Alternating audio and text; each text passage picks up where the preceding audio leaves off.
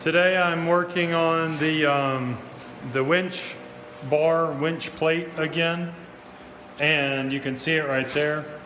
I'm getting it all lined up. Now are all lined up. I've already had to do the adaptation of or modification of the winch plate holder, because this winch plate holder was a hitch receiver winch plate first and foremost, and now we are adapting it to fit to this. So here's what I've done to it.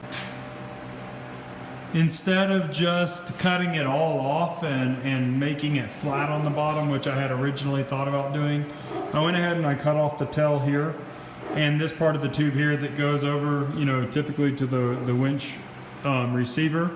That way this will still have a little bit of strength to it, and I can weld this to the channel that, the angle iron that I have here on these. And then of course I'll weld the front here and the front here and the back here to the flat bar as well. And I'll weld all this and what little bit on these corners I can. I'll weld it inside and out. This thing isn't going to go anywhere.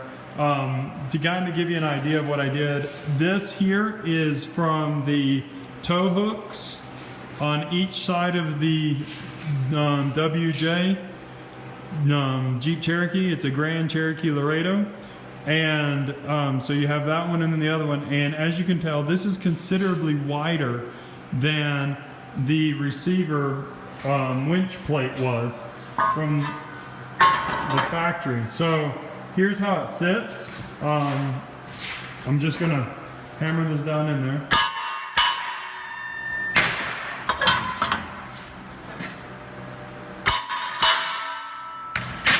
So that's how that sits in there now.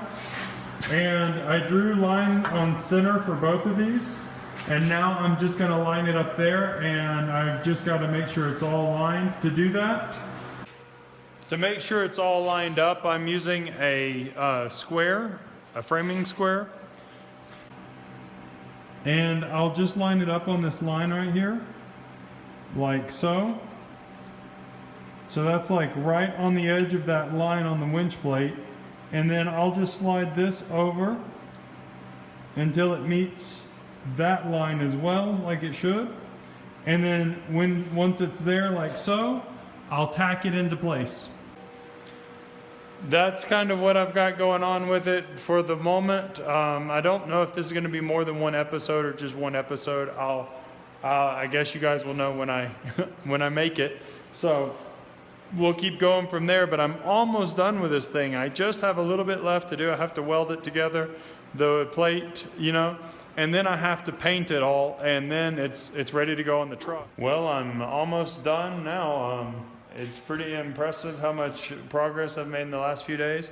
Today I did more welding. I actually fixed the winch plate to our frame bracket and all that kind of stuff.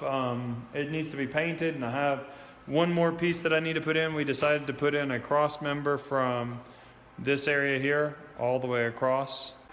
So this piece that we're going to put in will start here, and it'll go all the way across over to here. It's just to give it a little bit more resistance on the torque it could possibly receive. Couple things, I'm still getting better at my welding. It's strong, it's just not always the prettiest, but it is getting better.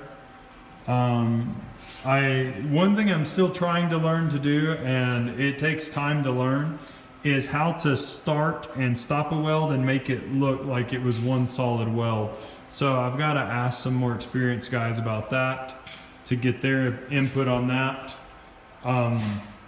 So yeah, it always looks a little bit more crude in the unfinished form, but I figured I'd go ahead and show you guys the process steps on this, because, well, that's what I do.